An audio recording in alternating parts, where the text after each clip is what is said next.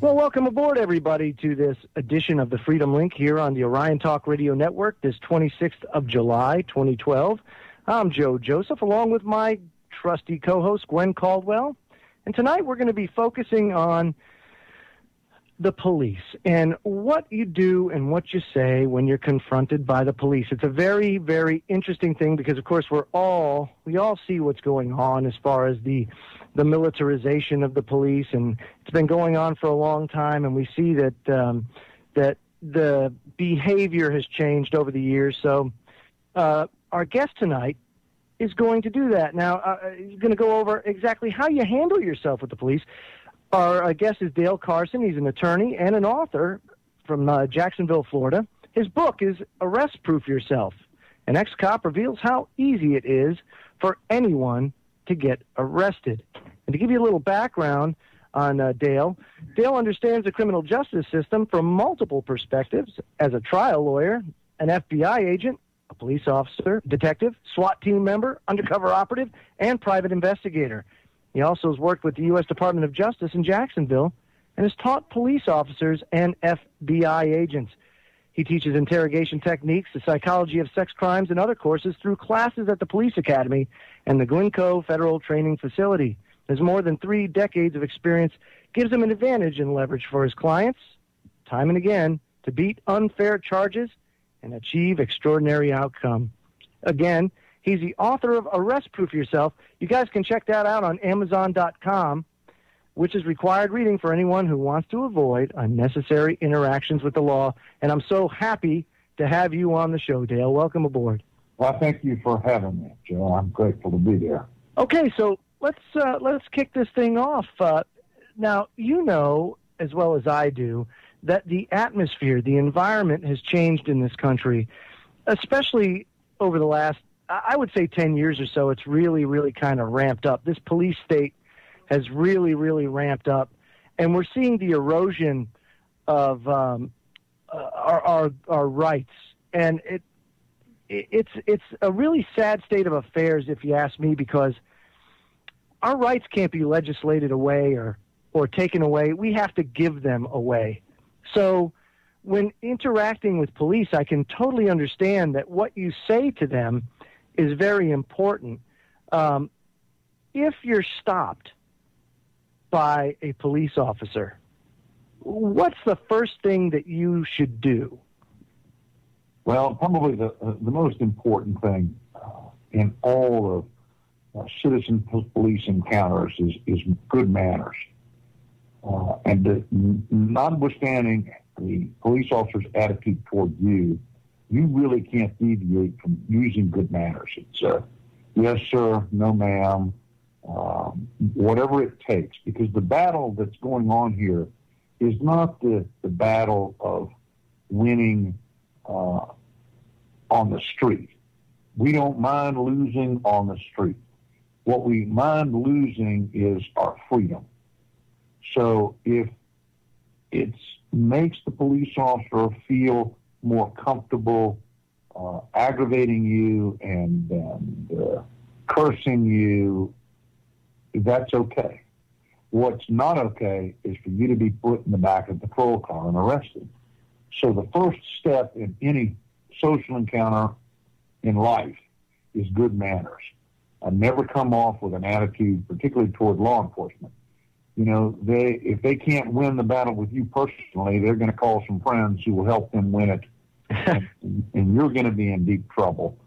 The second thing really is something that I've taught all my children, and it's that there's nothing good, and you're not going to like this being an old drummer, but there's nothing good that happens after 9 p.m. Now, it's 10 o'clock tonight here at my time. It's just about my bedtime. Right. I'm no longer a young buck running around out there till 2 in the morning, but the bulk of cases that we handle involving narcotics arrests and things of that magnitude typically happen after 9 o'clock. Right. The freaks come out at night, don't they, Dale? Well, I think young folks come out at night.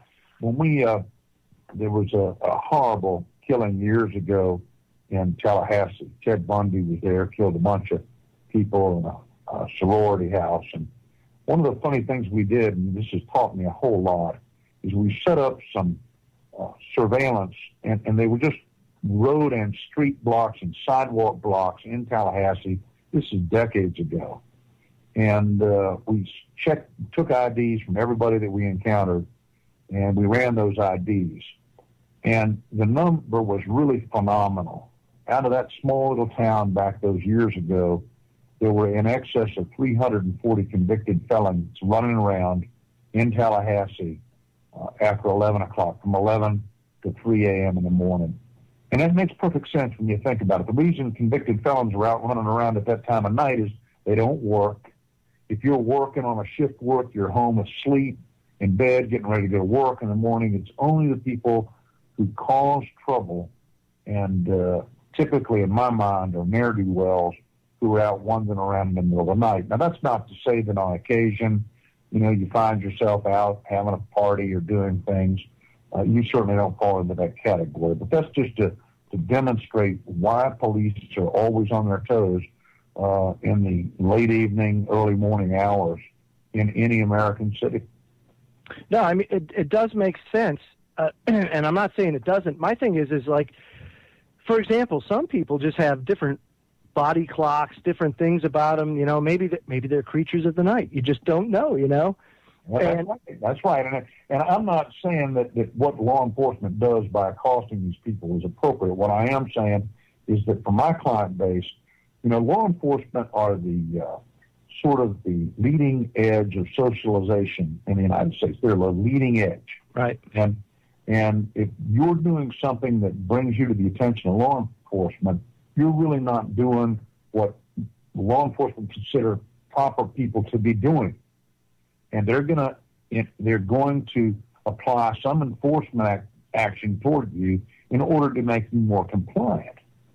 And that's part of the problem that we encounter with law enforcement, because if you're out at 3 in the morning, they really don't think you ought to be out at 3 in the morning. Well, it's none of their business. Exactly. But if you want to avoid being a statistical accomplishment for a law enforcement officer, you're going to have to modify your perception of reality in a way that takes you out of conflict with them. And certainly, although you and I well agree that it's not any of the concern of law enforcement that you're out at 3 in the morning, the objective here is to not be in the back of the squad car, and there are a couple of reasons for that. If you get arrested in the United States, you become a permanent member in what I call,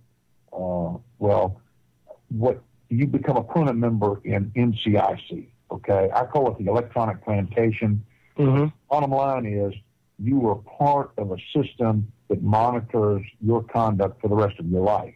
Anytime an employer, certain employers that have access to the federal databases look you up, they're going to find that you were arrested.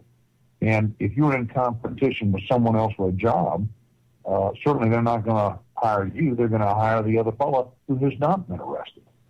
So the key here for my client base is to keep them out of the clutches of law enforcement. Now, that's a little counterintuitive because I actually make my living off those folks who are so simple that they don't understand that formula.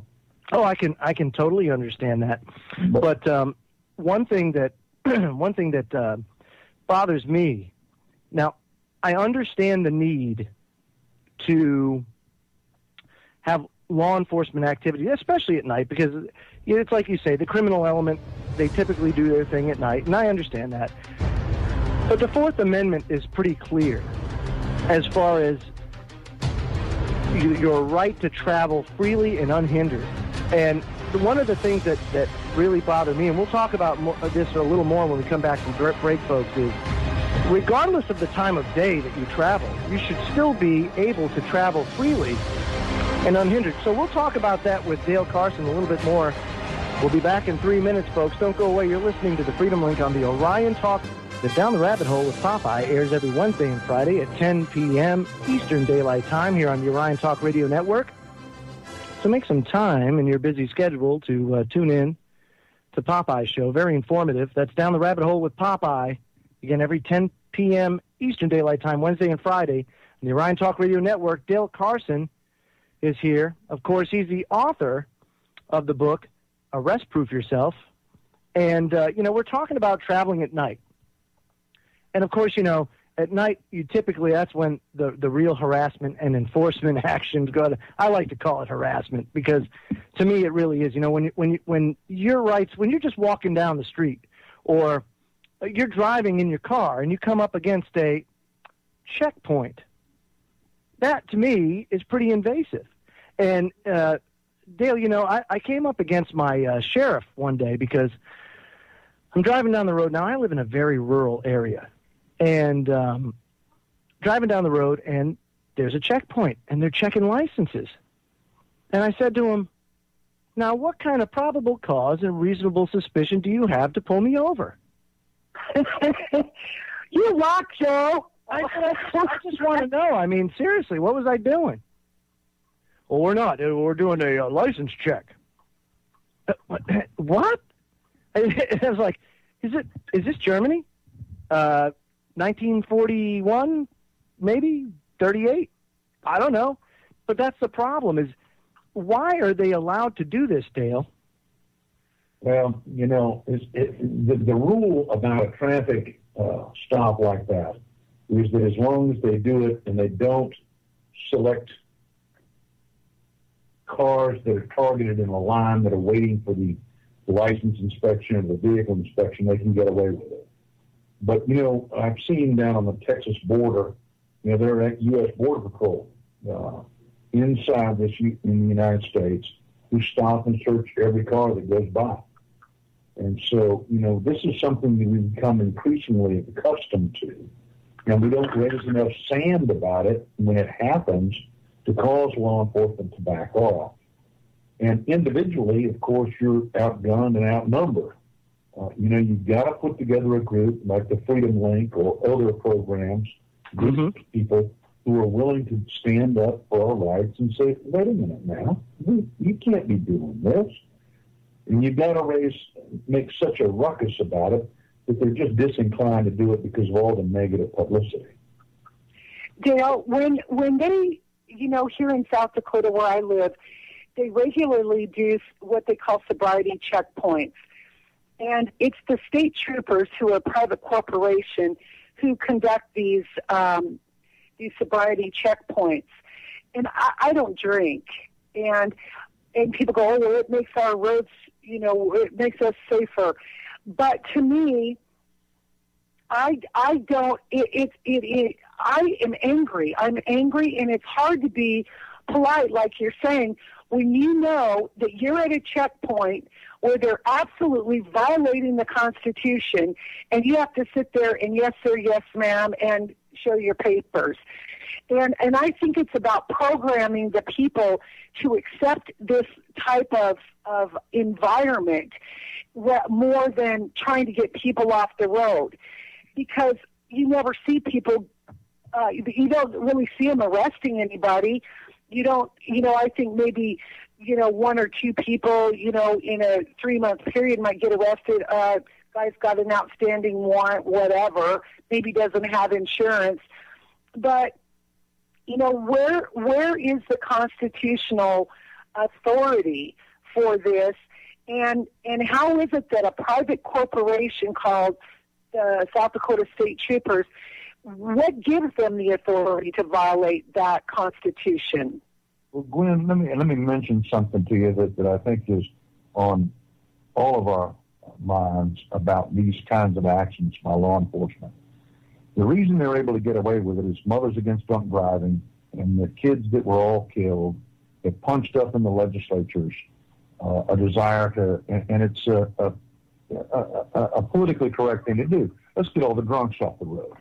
And so there's an organization, Mothers Against Drunk Driving, that made changes in the legislature that really caused troopers to be able to begin programs like this and cause people like citizens like you and I who don't drink and drive to be harassed and delayed and otherwise placed in contact with law enforcement. So, again, we've got to organize and say, wait a minute, you can't be doing this. Now, the problem with us organizing and saying you can't be doing this, it makes us stand like a bunch of terrorists, even though we consider ourselves patriots and we simply want to be let alone by government.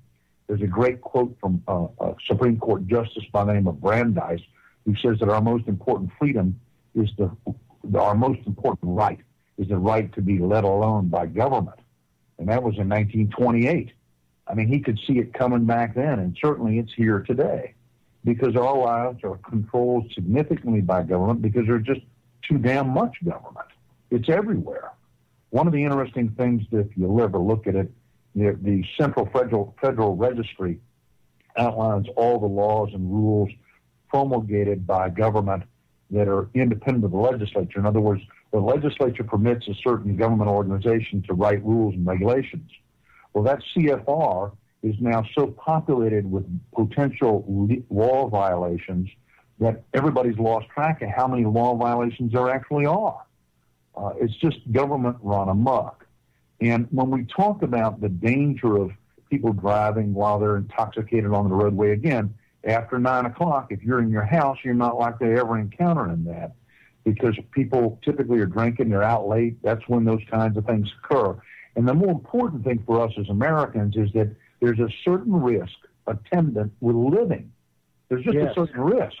So just by being out on the street, doing things, running your life, you have to accept that there's a good possibility that something horrible is going to happen to you. Now, do you surrender all your rights to law enforcement to protect you from that potential violation by somebody else, or do you become self-reliant, and which is my option, become self-reliant and take care of it yourself?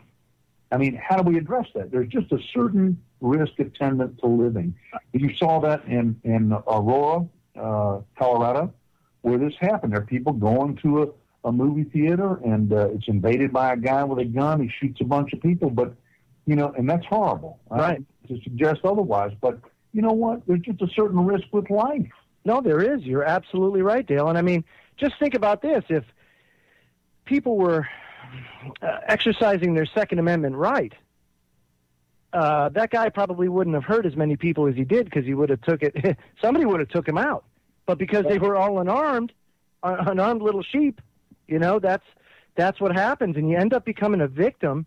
And one of the things that I found most interesting was just the time it took for first responders to get there. It was a long time. I mean, an eternity for everybody that was in that movie theater. But of course, they would never be prepared for something of that magnitude. No, of course not. Of course not. And you're right. We should be armed as American citizens, and we should know more about guns. But what's happened is slowly, kids are not taught about guns anymore. It's looked upon as being uncool to talk about guns, to have things in us. We're looked upon by the liberal segment of society as being far right if you know things about guns, or you have a gun, or you have a concealed weapons permit. I will say this is that what happened in Aurora, Colorado could have been easily, the damage could have been mitigated for the most part had there been a handful of people that exercised their Second Amendment right and took it upon themselves to take care of the crime that was underway. Folks, we'll be right back. Don't go away. So much more to talk about here tonight about the police state, the surveillance state, and how to act when confronted by police. So don't go away. We'll be back in 3 minutes here on the Orion Talk.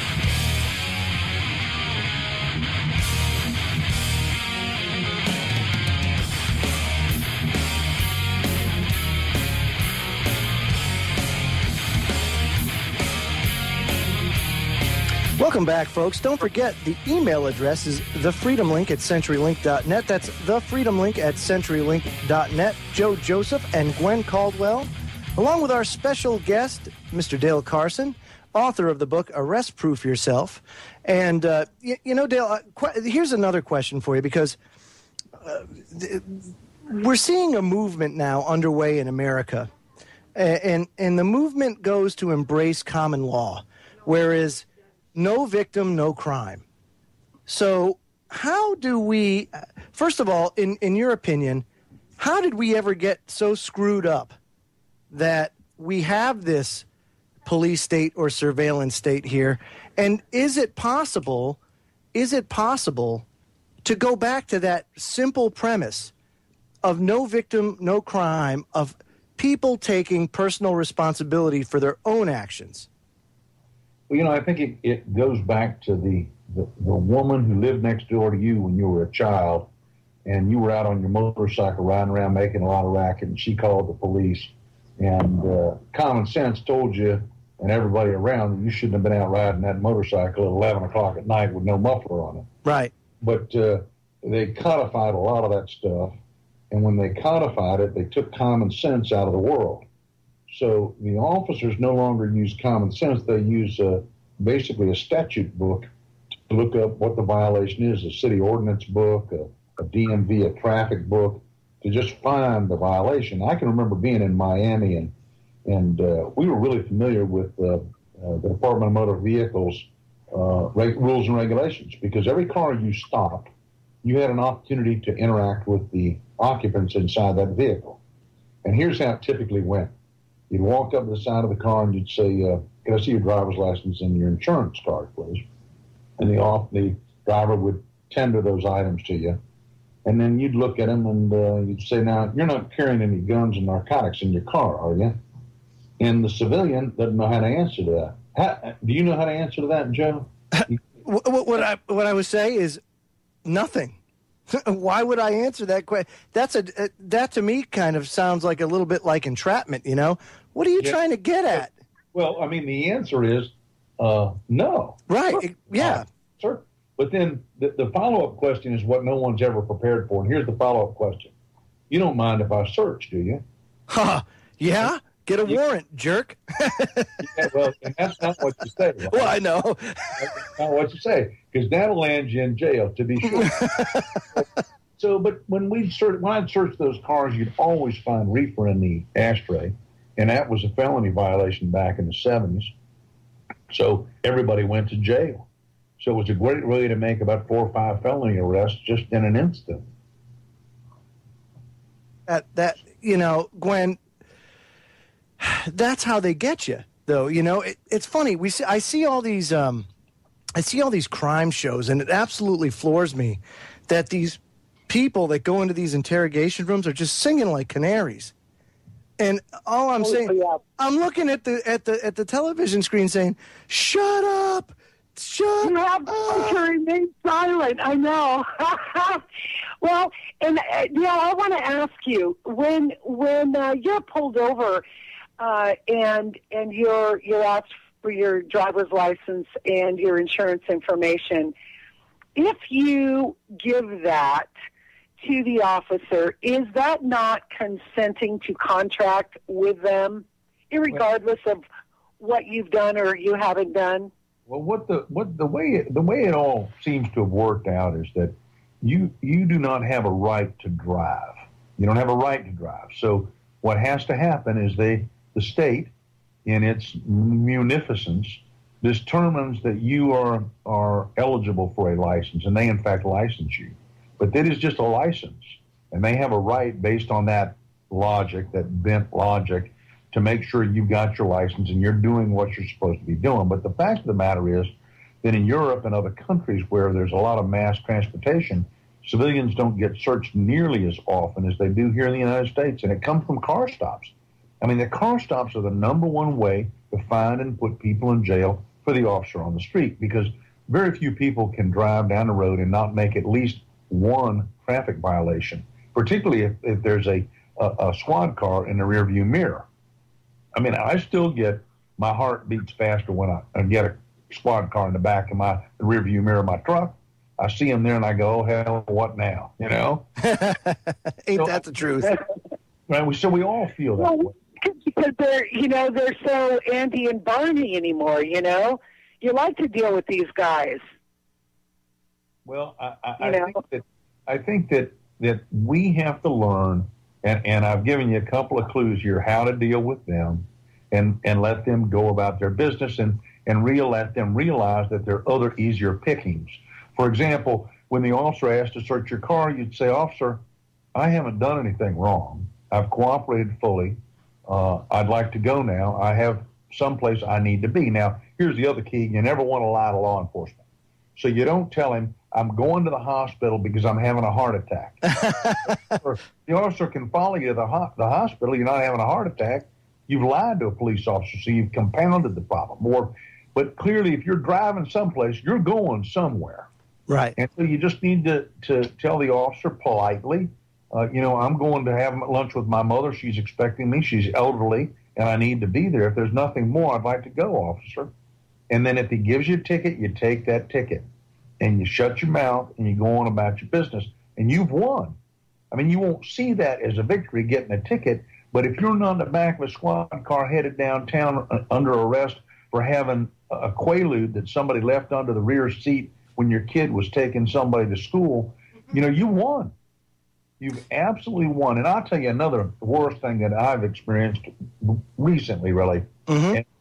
And Joe, Gwen, you may not have as much of appreciation for this as Joe does, but Joe, we'll use you as the example here. You're walking down the street and you look down on the ground, there's something shiny there. And you look more closely, and it's an actual bullet. It's an undischarged bullet. It's a shell casing and the projectile in it. What do? No, pick it up. Of course, right. Pick it up and put it in your pocket. Of course, you're a boy, right? Yeah. Now, a woman might think it through and say, well, I wonder where it's been. It might have been in an inappropriate place. I'm not going to pick it up, right? Not this woman. But it makes perfect sense. But let's say, okay, so now you got it in your pocket, right? Right. And you're walking down the street, and an officer stops you. And he says, hey, Joe, you got any ID? And you say, well, sure, officer, here it is right here. And as you pull it out, you got a bullet in your hand, okay, your pocket. And the officer sees it. Or he searches you down after a request to search, and he finds it. If you're a convicted felon, do you know that in Florida that's a 3-year minimum mandatory violation? Just for a bullet? Yes, sir. Just for a bullet. Oh, my goodness gracious. I'll tell you what, that's ridiculous. But let's back it up a step. So the officer says, hey, do you have any ID? No, right. I don't have any ID. This is my name and this is my address. This is all I'm legally obliged to tell you. That's right. Right? Now, I understand you're saying, now, to be a good ambassador, if I have the ID, well, of course, officer, of course I have the ID. And how else can I kiss your ass today? Well, that's but see, that's it. You're being an ambassador. I understand what you're saying. It's pick and choose your battles. Right. Well, I am saying that in the book. Mm-hmm. But you have to be aware of the potential law because, like the bullet, I would have never known. Well, why would you? Right. But let's say that bullet is in your automobile because your brother's a hunter and you're a convicted felon. It gets stopped. There's a bullet in the car because you haven't read the book, and you tell the officer, I don't mind if you search. I've not done anything wrong. I've been a good boy since I got out of prison, and you've just run your mouth too much. He now searches your car, and you go to prison for a minimum mandatory term of 5 years. And I will tell you something else we've been working on here that is even more frightening. Mm-hmm. In the state of Florida, there is what is known as stand your ground law. Yes. Which basically is self-defense. It really codified the rationale behind self-defense. Well, one of the problems we're encountering with increasing frequency is, let's say you're a CCF holder. You're carrying concealed firearms holder. So you've been through the courses. You're allowed to carry a concealed firearm. And somebody comes up and starts to give you a hard time. And you feel threatened, right? And you pull out your gun and you say, get away from me, I'm armed. And you dial 911 right now, okay? Mm-hmm. Pull out your cell phone in one hand, your pistol in the other, and you inform them you call the police. Okay, hold that thought, Dale. We'll stop right there, and we'll pick up after the 911 call when we come back, folks. Last segment of hour number 1. Gosh, darn it, I'll tell you what, time flies when you're having fun. We'll be right back after these messages, so don't go away. This is the Freedom Link on the Orion Talk Radio Network. We'll be right back.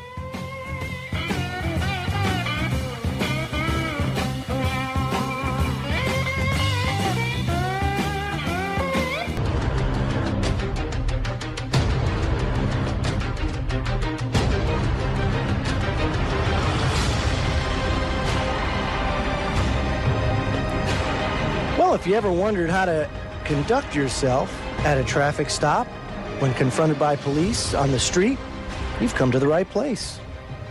Welcome aboard, everybody. Once again, this is Joseph and Gwen Caldwell with our special guest, Dale Carson. And, of course, he is the author of the book Arrest Proof Yourself, which in these days is very important. Now, you were going through a scenario talking about the stand your ground law where, you know, you've, as a concealed weapons permit holder, you've got your gun out against this the perp, and you're on the phone with 911 now. Right. So you now have called the police, right? Yes. Now let's look at it. We're going to reverse the view a little bit here, okay?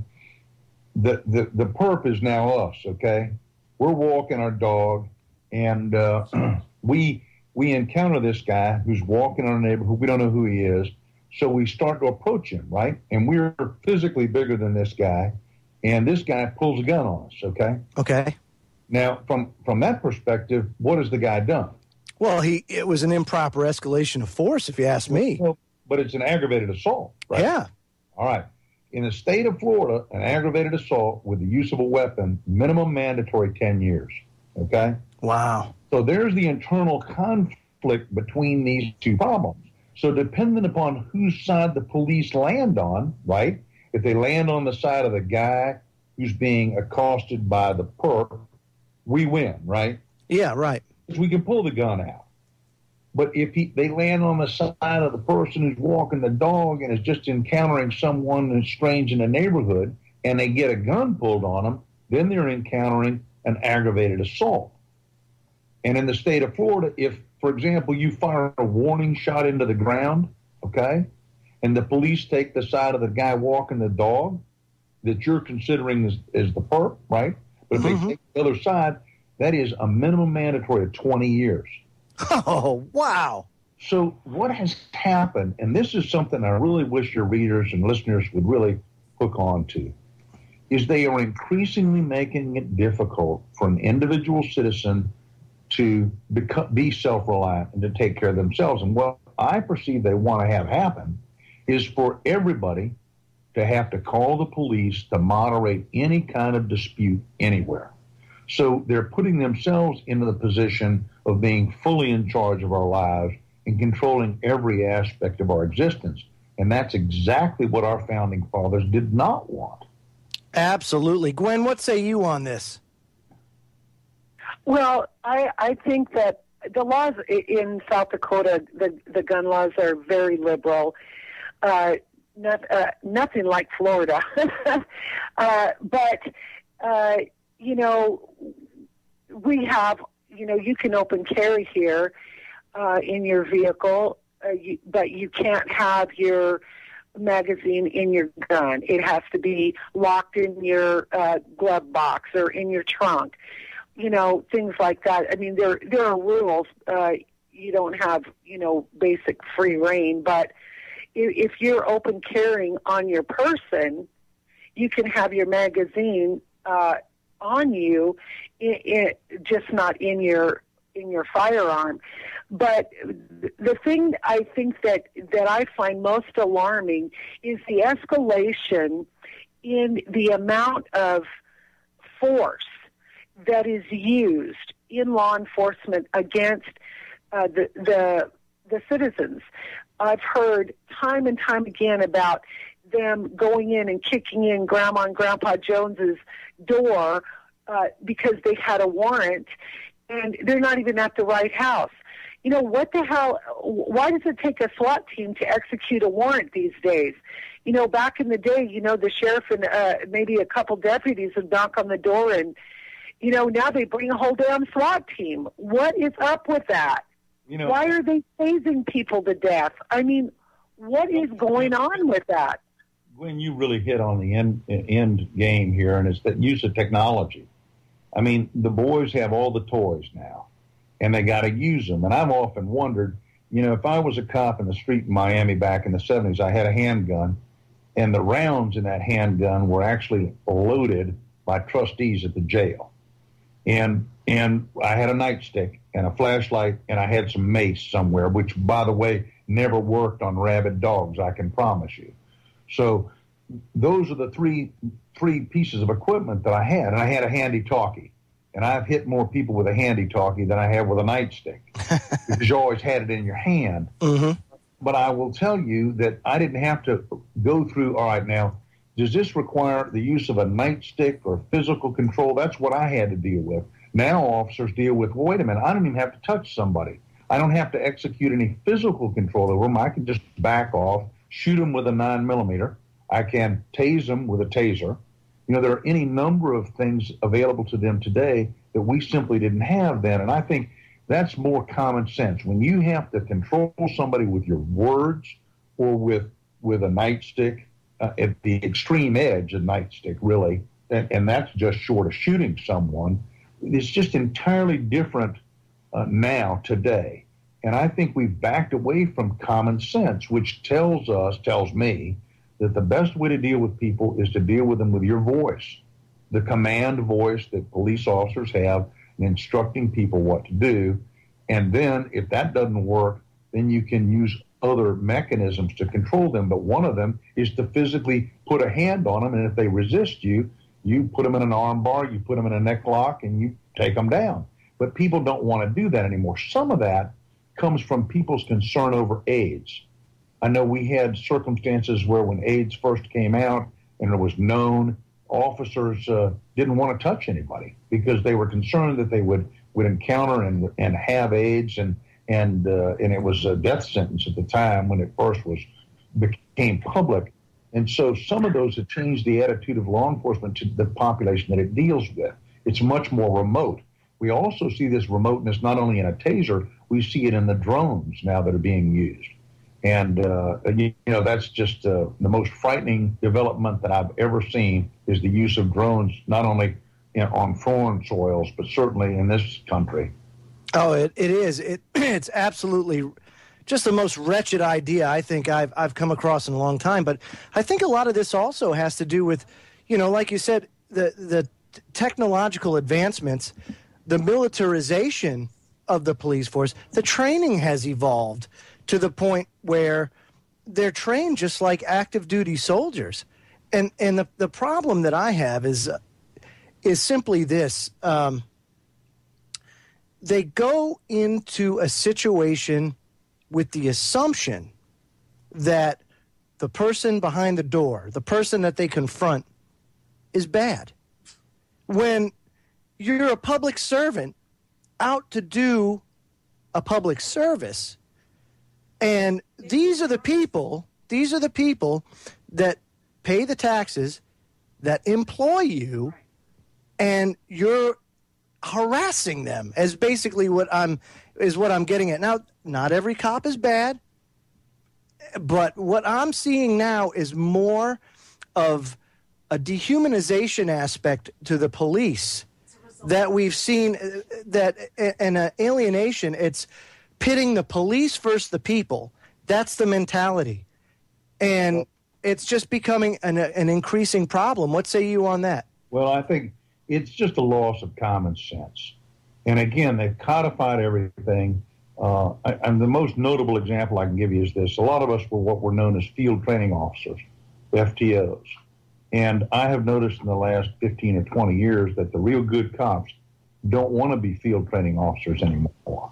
Because field training officers teach a cop what they really need to know. Mm-hmm. Not what's in the law, not what's in the general orders, not what the training academy tells them to do. It tells them how to survive and how to behave with other people, meaning the populace.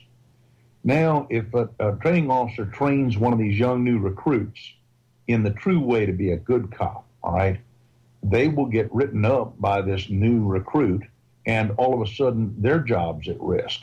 So none of the real good cops are training any of the young cops anymore. So what you're left with is this artificial, almost computerized enforcement mechanism that comes out of the police academies and out of the actual general orders manuals. And that's not what law enforcement's about. Look, law enforcement is about using good common sense and some wisdom. That wisdom, by the way, only comes when you're probably 30 or 40 years old. It doesn't come when you're 18, 19, or 20, which is the age some of the law enforcement officers are being hired at. Right. So that's another problem all along.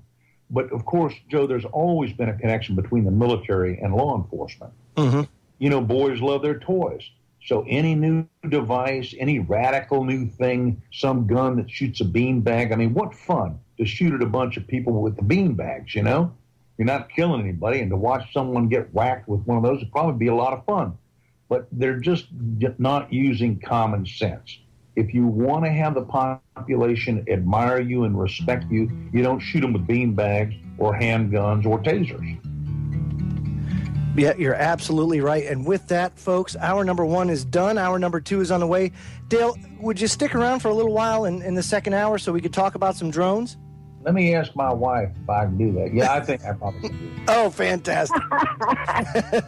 The boss says yes, folks. And with that, the hour is up, so don't go away. So much more to come here on the Freedom Link tonight. So hour number 2, we'll be talking about drones and what that means to you. We'll get Dale's take on it because, again, this has got to be one of the most egregious assaults on our privacy. It's hour number 2 of the Freedom Link here on the Orion Talk Radio Network. I'm Joe Joseph, along with Gwen Caldwell, and our special guest tonight is Mr. Dale Carson, author of the book Arrest Proof Yourself. And, Dale, I want to get into drones, and this is a very hairy subject. It's a damn travesty, if you ask me. And H.R. 658, the FAA Air Transportation Modernization and Safety Improvement Act, authorized the use of up to 30,000 spy drones in the American skies, which, if you average it out, it's about 600 drones per state. I mean, that's nuts. So my thing is simply this. What gives the government, what gives law enforcement the right to go look in on you? Say for example, you want to get yourself some sun and you're in your backyard laying out on your lawn chair, and you just decide, look, I think it's time. I don't want these tan lines, so I'm just going to be stark-ass naked. What gives them the right to look in on you and on your private property from overhead? Well, I think it's been going on a lot longer than you think. I'm sure. I have a friend who has a very attractive wife. In fact, he's a judge here in town, and she used to lay out nude on the top of their house where there was also a swimming pool, and the P3s, which are the hurricane hunters, just all of a sudden started changing their flight to his house. And I think it's normal for people to want to know. They're curious, and they want to know what's going on in the world around them. And I think that's a human characteristic. I think that when it becomes a governmental characteristic, we got a real problem. And they have this technology. People, when they did those kinds of surveillances, I know when I was working for the government, we used a 182RG, a Cessna, retractable gear, single-engined, fixed-wing aircraft to follow. Well, you could only follow so long till somebody had to pee, or you ran out of gas, any number of things, and it was hot up there constantly. So it's self-limiting. The problem with the drones is they can watch 24/7, and they can be monitored remotely, really. And by remotely, I mean not even flown with a pilot. You just fly the thing around. It records and records and records, and then computers are sophisticated enough now that they can look at the image and find the stuff they want. For example, marijuana patches go off a different infrared spectrum than other plants, and they can find stuff that way. Now, that's just, in my mind, that's too much power. Right. This has all happened on account of computerization. It used to be that someone had to manually go through all this data. I can remember being in the government and listening to hours and hours of tape-recorded conversation just to find a little something that we were looking for. And so if you had a multi-line phone that you were listening to with 20 lines on it, and they were all being operated during the course of the day, that was 20 times 8 hours, or whatever that number is, 160 hours a day. Hell, by the time you listened to a week's worth of conversation, you had 4 months or 5 months worth of detailed work and transcripts you had to go through. Now computers, and so that was self-limiting. No responsible supervisor in the government would detail, 20 agents to listen to just 1,500 hours or a half year's worth of conversations because it was too damn demanding. Well, now that's not happening because it'll pick up words. I don't know if you have Dragon Speak, which is a piece of dictation software. Mm-hmm. It's beautiful. I mean, it just doesn't make mistakes. So now, all of a sudden, the computer can find anything it wants in no time at all. And you can rest assured you're being monitored. Everybody's being monitored. The question is, what are they doing with that information? And as an aside point, I have a client who was arrested recently, and his DNA was taken. Well, the state dropped the case because the arrest was false. Okay, the complainant was a liar, caused the arrest. Now my guy's DNA traffic is in the federal government. How do you get it out of there? So the real problem is once they have the data, can you get it back or is it too late? Well, here's my thing, and I want to bounce this off you now. During the last census, the census workers GPSed everybody's front door. They went to your front door, they GPSed it. Anybody that got visited by a census worker knows this. They were holding their little GPS, Jimmy, and they went and they put it in, and there you go. Boom. Now, couple that with the fact that not only overseas are we doing these strikes against American citizens, but now Raytheon has just come out with a new rocket or missile that can fit on these drones that are GPS guided. And all of a sudden you have, why did they GPS our doors? For the life of us, we're like, why would they do that?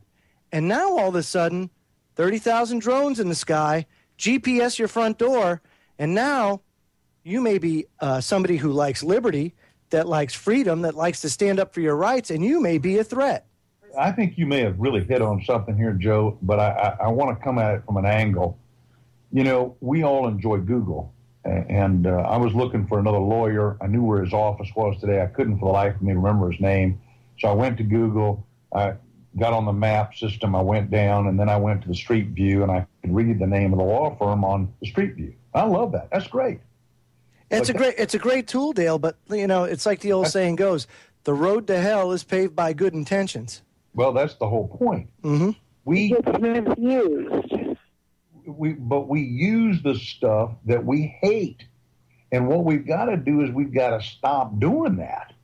And that's an inconvenience to me. I wanted to be able to do this right now. I really didn't think through that by using Google in that fashion, I was really playing into their hands because they now know that I went and looked for this lawyer's name. They probably know my IPO, so they know that I looked for him. All that interconnectivity that a computer can do is not a good thing because I'm giving them information when I do this. And so to the extent that we permit GPS, which is a DOD function, to work as it does, and I use it on my boats and other things, we're using that data and we become accustomed to it. So it really doesn't bother us. But when you put it up in the specter of somebody GPSing my front door and us knowing, you and I, that they're drones with small Raytheon devices now that can target our front doors, it's kind of troubling, frankly. It very much so is. Go ahead, Gwen, your thoughts.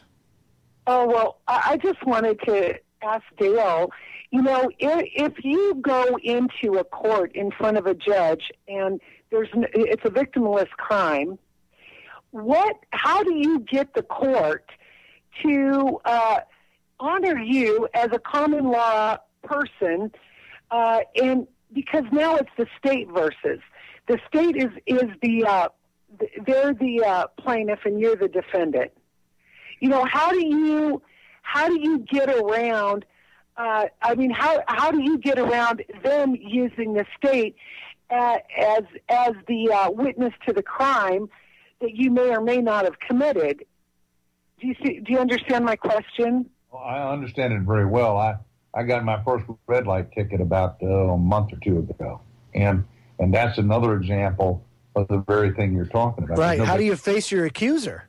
Right. And you don't. But of course, I'm going to resist that just as a matter of principle. Right.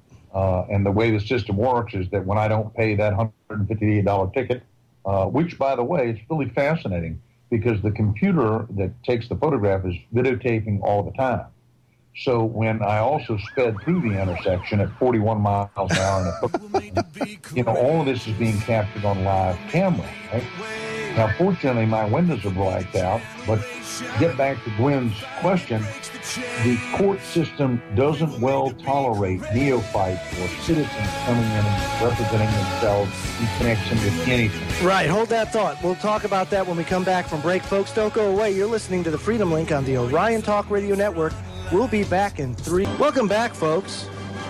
If you like some daytime radio, let me suggest to you The Edge with John Stokes that airs every Monday to Friday from 1 p.m. to 3 p.m. Eastern Daylight Time here on the Orion Talk Radio Network. Mr. Stokes is one of TalkStream's top 50 radio hosts. Fantastic honor bestowed upon him, and it's great to have him here on the Orion Talk Radio Network. Joseph and Gwen Caldwell here with Dale Carson. And right before the break, Dale, Gwen brought up the point of how do we get the courts to recognize us as individuals, in a common law type of scenario instead of, the state versus and everything else. And I believe you said, it's very hard to do it unless you have an attorney. So let me speak to that again, Joe. Yeah, please. I think it all erupts from Mrs. Franz, who lived next door to you and called the police when you were riding your motorcycle late at night with your muffler off. And common sense tells us we didn't do that. Cities passed ordinances, legislatures passed state laws that prohibit you from doing that. So it becomes codified. And it's no longer common sense or common law. It's been codified. And so the problem now is that because everything's codified or codified, there no longer is this real common law that takes precedence. The common law has given away to this statutory law. And when that happens, you can't get the courts to recognize the common law anymore. And that's, Gwen, is why we're in so much trouble, because common sense is just sort of played out of the law. And it really is a shame, but if you are going to promote your interests in front of a court, you'd better do it with a competent lawyer who understands the system and understands that common law just doesn't carry the day anymore in courts in the United States. Gwen, go ahead. No, that answers my question. Because I see that. I see judges are they're very, very arrogant. They don't serve. They serve a corporation. They are corporations.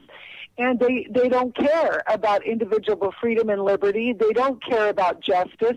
They care, they're just the executors of the money-making machine for the county. And further, let's take it a step further than that, and look at our federal government as it stands right now.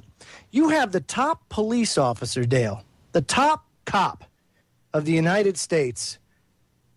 Operation Fast and Furious has Border Patrol agent killed because they're illegally shipping guns into Mexico, and yet he's still doing his job today with no recourse whatsoever, no consequence for his action. Oh, I mean, of course, he was held in contempt of Congress, but is that really, why is it, do you think, Dale, that he is above the law and we can't even get out of a stinking traffic ticket? Well, don't you think that all of our elected officials are above the law? Well, I would like to think not, but yeah, you're right. They behave like they are. Yeah. There's no accountability. Right. None. Well, on any level of government. They are the new royalty, and it's exactly what our founding fathers tried to avoid. But remember, they've got pensions, they've got fixed salaries, they've got it made. And as long as they show up in the courtroom and do what they're elected to do in regard to being present, then they win. And it's the hard-working man and woman in this country that suffer under that level of tyranny. Now, I know hundreds of judges, and only a handful, what I tell you, are real men and women who honor what they're supposed to honor. It's a shame. But you know what? You're right. It really does start first of all, it starts with the people. The people have to understand that it's we the people that give the government the problem. Remember, folks, the tiny dot. Just go and YouTube search the tiny dot and watch that video, and you'll understand, because it gives you a real good picture of who really wields the power in this country, and that's the people. The problem is you got to get the people to realize they have the power, which is something that they've been programmed over time to not have. They just don't think they have it. You know, they think they're outgunned, they think they're outmanned, and they're truly not. But it also takes people within government to grow a set of cojones and actually stand up for what's right. And I want to play this little clip again of these NSA whistleblowers on the Viewpoint with Elliot Spitzer. Elliot Spitzer, here we go.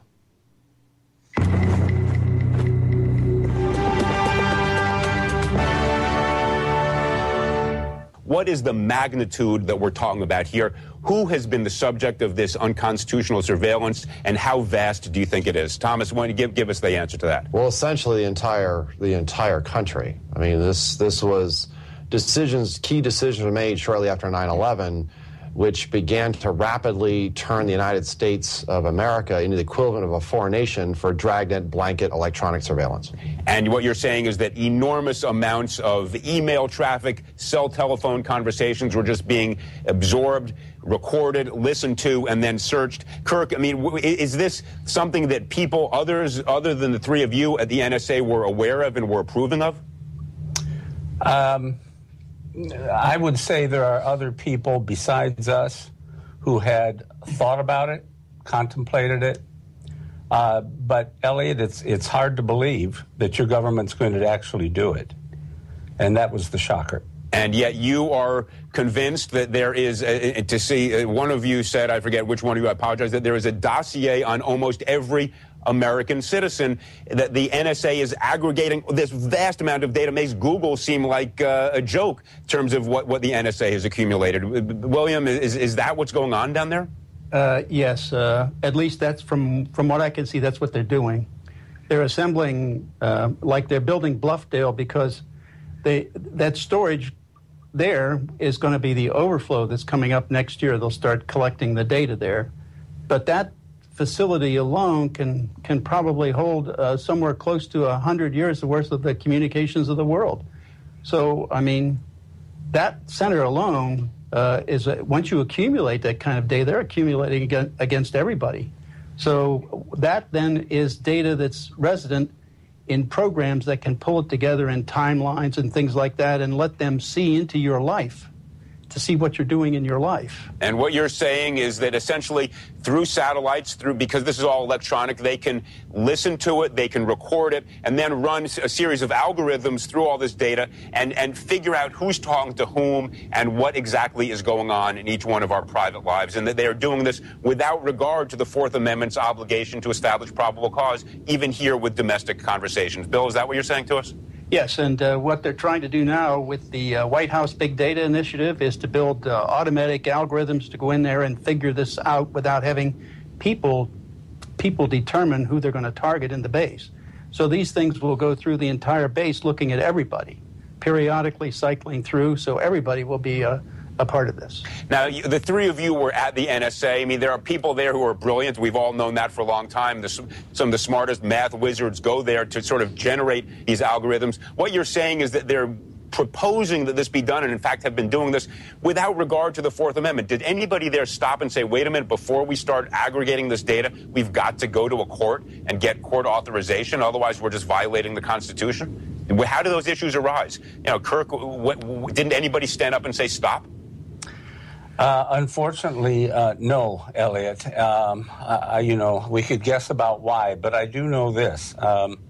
At a company we did a contract for, a senior official there, when we showed him how the identity of Americans could be hidden from free access until probable cause had been proven, he said nobody cares about that.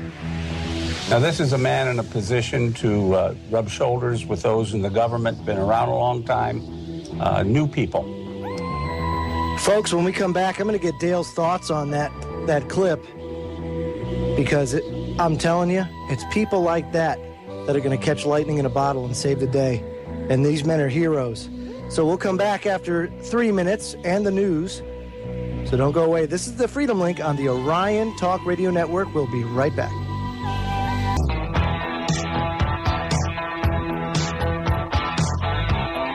You know, folks, it's very hard to wrap your arms around the fact that our government has a facility in Bluffdale, Utah, that can collect and store all of the communications on the face of the earth, the entire earth, for 100 years.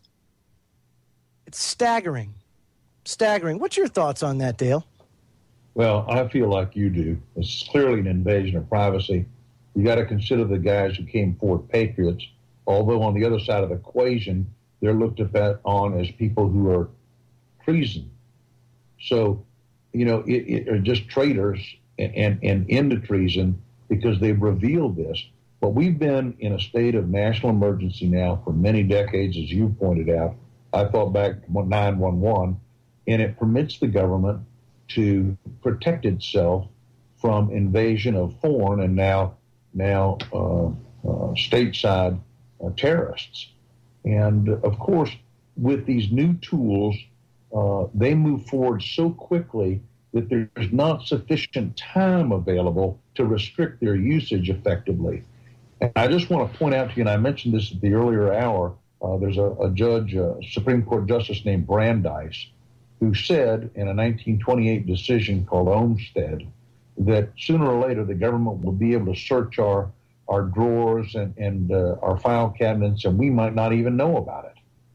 And that was in 1928. Right. So, I mean, clearly that day has arrived. And Gwen, you want to know what's even more sad? What's more sad is they use our tax money to do this. No kidding. We pay for our own enslavement and our own intrusion. Dale, you know, I have a question about the I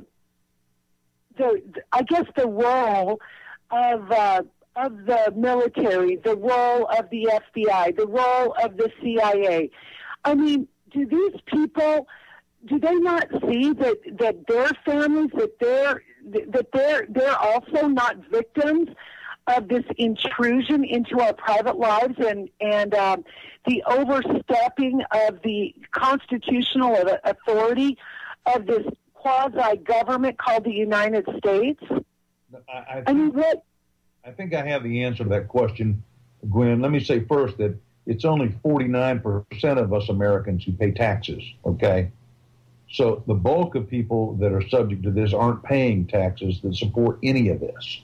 They're receiving benefits, perhaps, but they're sure as the dickens not paying taxes, all right? And what Joe mentioned earlier, that they're using our tax money. Mm-hmm. But beyond that, Gwen, when it comes to the government, here's what happens, and I talked about this earlier. When you have young people involved in law enforcement or in the CIA, the NSA, you know, they're young bucks. They're trying to make a name for themselves. And so they are blinded to the realities of what they're doing and its impact. When agents get to their 40s and their 50s, when they're wiser, they go, my God, what have we done?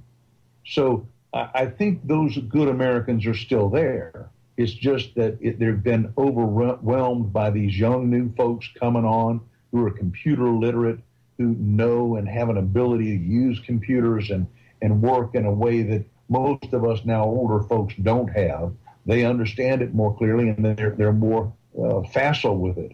So I do hope that the real Americans are still there, and at a certain point, they'll stop doing what we know is against and violates the U.S. Constitution. But now, like so many things in our world, everything seems to be open to interpretation. I mean, clearly, the government is prohibited from unlawful searches and seizures by the Fourth Amendment. Yet that's all now been relegated to, well, that's not really all that important now. We're not concerned about that violation. And that's a real danger. And when I took an oath to be an agent, you know, I swore to protect the Constitution against foreign and domestic. So it's an interesting dilemma for current law enforcement people and people in the government. But what's even more, what about posse comitatus and all this, the military interacting with police Dale, what happened to posse comitatus? Well, I mean, that actually has to do with, as you full well know, the military, active military units being involved in anything in this country, and it's designed to prevent the military from taking over the country. But as you've well pointed out, and as others before us have, the military, the law enforcement now, because of the 60s and 70s with the civilian riots that occurred back then, there was an effort made to prepare them to control these riots that we've seen recently in Anaheim. So now, it becomes, as Pogo said, it's us against them. We've seen the enemy and he is us. So the only solution really, Joe, is for us to get organized in a legitimate way and to take the people out of office who have been brought in by elections and put other people in who feel like we do and who will restrict what the government's doing. But there's an old adage, Dale, that says, if voting changed anything, they'd make it illegal. Because I just kind of now tell me this: do you think in your opinion that the election system that we have in this country is fair? Well, I think it's subject to manipulation. Yes. Right. So I don't think it's a question of whether it's fair or not. I have myself run for office. I'm not a good politician because I tell things like that. Yeah, you tell it like it is. And that is not a way to get elected. I can just tell you. But now more than ever, if you run for office, you have to be sterile. In other words, you have to have nothing in your past that really makes you an American. You have to just have done all the right things because you're subject to immense scrutiny. And the political leverage that people can put on you and your family is immense. So what we have is a bunch of marshmallows that are in office, and by that I mean they're fluff and full of sweet, but they're just mostly full of air. And we really need to get some real Americans back in the White House.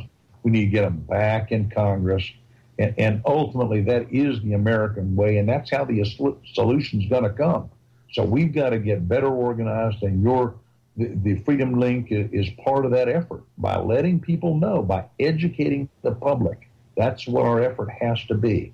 And that's how effective change can be brought about without a lot of problems.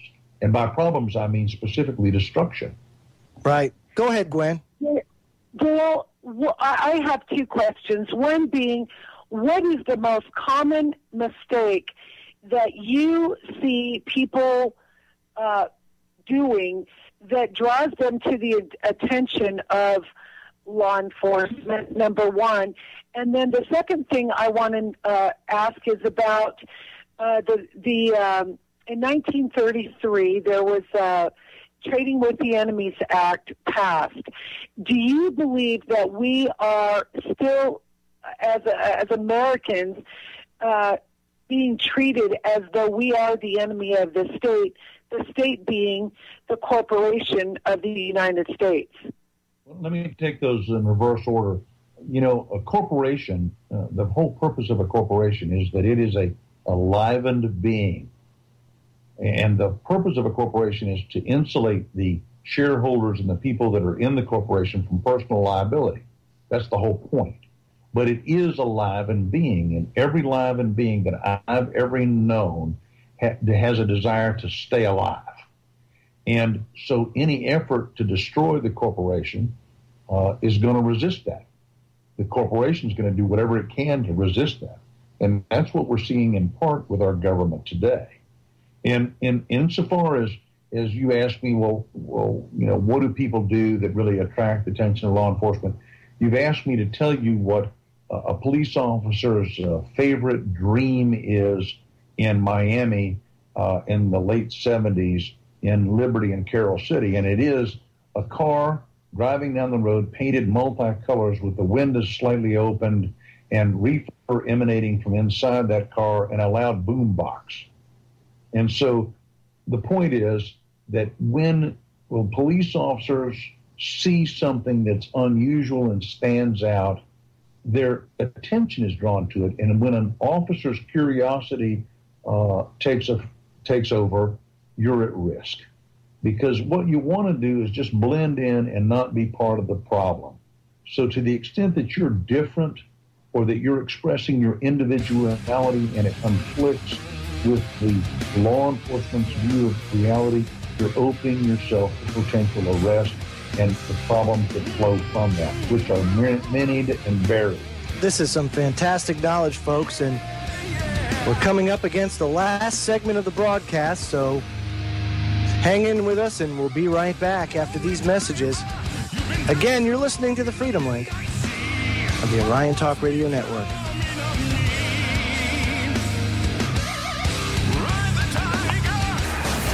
Welcome back, folks. It's been a real honor and a privilege to have Mr. Dale Carson on the broadcast tonight. His website is dalecarsonlaw.com. And again, you can check out his book on Amazon.com, Arrest Proof Yourself. Fantastic, fantastic information here tonight. And again, Dale, thank you for coming on the broadcast and helping to educate the listeners. Well, this has been a kick. I love doing this. Oh, it's fantastic to have somebody with your life experience and expertise to come in here and help people out. And, you know, you're absolutely right. You have to pick and choose your battles when it comes to the police, when it comes to fighting for your rights. And, you know, it's not exactly the smartest thing to do to get up in the cop's face. No, that'd be entirely the wrong thing to do. It's not. You know, Chris Rock has a video out about how to behave in front of the police and what not to do. Mm-hmm. Yeah, I think it's probably on YouTube. It's kind of funny to watch. And though it's said in humor, a lot of that stuff's the real way it is. Gwen, do you have any other questions for Dale as we wrap up the broadcast for tonight? Let's see. I can't think of one right at the moment. Go ahead, Joe. Fantastic. Well, I have something to say, and that is simply this. As we move forward, Dale, and I mean, it seems like every election cycle, it just gets worse and worse. You know, I always said, good gracious, man, it just can't get any worse than Bush. I mean, this is just the worst thing, I tell you. And then we get Obama. And we look into Obama. Right. Oh, goodness, man. I that was the one mistake I made I won't ever make again. Boy, that's the thing I tell myself, man, it could always be worse. But as we head into this election cycle, is there anything that you think would be effective in getting a message out to help sway the vote, say to a person like Ron Paul, or to help gain acknowledgement, or to help people understand that the way that, say, like a Ron Paul talks about embracing liberty, embracing personal responsibility, how would you go about getting somebody to understand those principles? You know, I'm glad you asked that question. And I can give you something that is important and will help your listeners in dealing with law enforcement. I've often had clients come in and say, well, you know, Dale, I didn't mind them searching my car. I didn't think I had anything to hide. And when law enforcement walks up to your car and says, do you mind if I search? The answer to that question has always got to be yes. We don't want government searching us. We want to be searching government. And I think one of the big problems that we have as Americans is we don't understand that we are the most important part of this country as individuals. And we have deferred that to government in somehow mistakenly believing that they are there to protect us. We are in this world to protect ourselves. And that's the whole point about being an American, is having the freedom to make our own choices and our own decisions without the interference of government. And apparently, the bulk of the voting population is not aware that they are no longer making their decisions for themselves, that the government is making decisions for them in their everyday lives. And that is frightening. And, you know, if you've ever had anybody come into your life, a former spouse, a former girlfriend, a former boyfriend, went for you, and started bossing you around and telling you what to do, you instantly realized that you didn't want to be around that person, that person clearly didn't know much about you because they're bossing you around, telling you to do stuff that they got no business doing, and sooner or later you got rid of them. Well, that's the problem we have with the government. And it's telling us what to do, but people don't perceive that. And sadly, because so many people are on all sorts of support from the government economically, the 2 years of unemployment and all of the other ancillary payments that are made, that they're just taking money from the government, and that they feel that's the quid pro quo, the exchange that ought to happen. So they're happy to let the government do what it's doing. But I'm here to tell you, I don't want somebody telling me what I can and can't do. I want common sense to control that, and I want to be in charge of my own life. So that to the extent that we can educate folks about the fact that they no longer are in charge and making their own decisions, I think we can make a positive change. Do you think that do you think that this was done intentionally? Do you think that half of the American population right now either being on food stamps or disability or welfare or some sort of government assistance, do you think that this was done, that there was an agenda behind it to enslave the American people, to eliminate the middle class? What's your thoughts on that? The answer is a simple yes. And I think it has to do with power. People want power, and it started with LBJ Johnson back following Kennedy's death with the concept of the Great Society. Look, there's no guarantee of equal outcome. The only guarantee this great country provides is for an equal starting place, not an equal outcome. And to the extent that people don't suffer for their own evil behavior, then the world is upside down, because people who do not do the right thing, who don't work, who don't, in my mind, go to church and do the kinds of things that made this country great, are causing this country to collapse. You hit a real soft spot with me there, and that's spirituality, because I think that when you take spirituality out of society, you lose that compass, and I mean, you just get a deviation that people lose their bearing, and next thing you know, we're in the spot that we're in, because they can use you as a tool to promote their agenda, and you do it willingly. Because the problem is no accountability on any level of government or in people's personal, in our own lives. There's no accountability. Right. Absolutely. And that therein lies the problem. Eric Holder, along with that usurper in the Oval Office, are completely guilty in Fast and Furious. Nothing happens. So what's the moral compass in our leadership showing our country that it's okay to do whatever you want because there's no accountability and the more illegally behave? Yeah. Right. We don't have that kind of leadership. What we have is a bunch of cover-ups and a bunch of liars and a bunch of thieves running our country, and there's no accountability. And the American people don't make them accountable either. No, that's absolutely right. And another memories are as short as their little finger. Yeah, we do have very short memories. You're absolutely right. Now, Dale, do you have any other websites that you'd like to plug? Anything that you'd like to promote in the time that we have left? No, I would encourage people to go to the website, and if they have comments, feel free to chat with me by email. Or contact the office. We're delighted. We have a lot of people ask us if we know other lawyers that are similar in mindset to our firm. I do have some other lawyers in other states and other parts of the country that seem to feel like we do and will do a good job for you. If you have just a brief legal question, I don't mind fielding it for you. So if you want to give me a shout and I can get a break away from some of my other clients, I'd be happy to talk to you. And I just want to leave you with this one thought, and it is that for our own lives and for our own country, it's not about what you get. It's about what you give. That's right. It's about sacrifice. Can you imagine?